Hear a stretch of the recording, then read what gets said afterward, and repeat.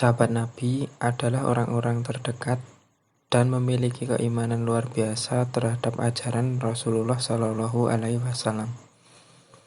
Dengan keimanan yang kuat tersebut, terdapat banyak cobaan sebagaimana kisah dari salah satu sahabat Nabi yang pernah ditolong oleh iblis. Bagaimana kisahnya? Simak videonya sebagai berikut.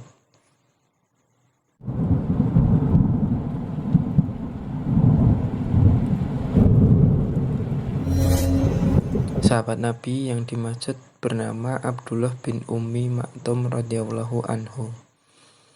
Ia seorang yang buta sejak kecil.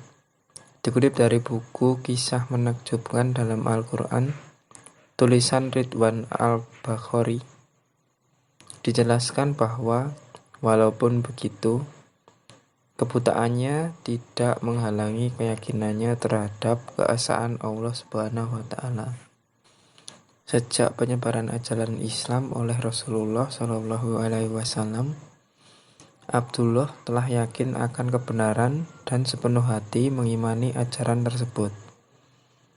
Oleh karena itu, Abdullah termasuk dalam kelompok pertama yang memeluk Islam.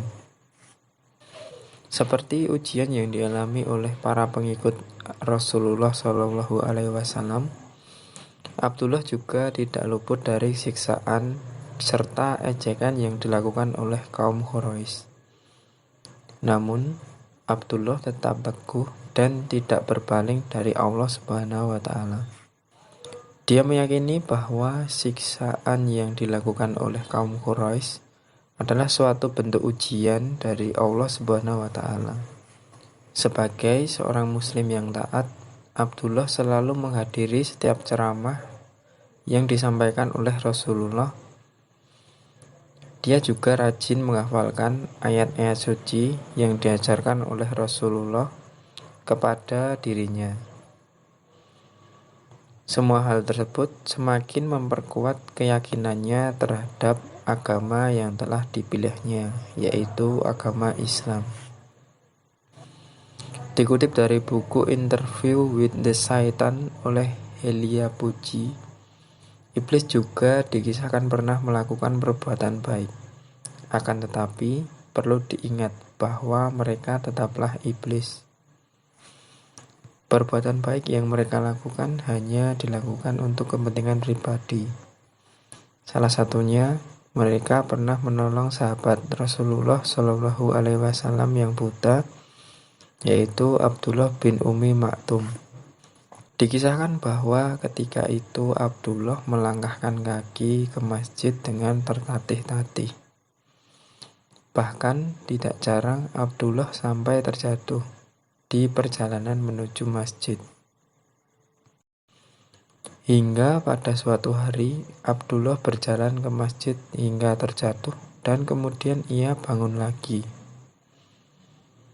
Setelahnya, saat Abdullah hampir kembali terjatuh, tiba-tiba tubuhnya ditangkap oleh seseorang. Ternyata sosok yang menangkapnya adalah iblis. Meski demikian, mulanya sang iblis tidak berkenan untuk mengungkapkan identitasnya. Namun, pada akhirnya iblis pun juga mengungkapkan alasannya menolong Abdullah ini.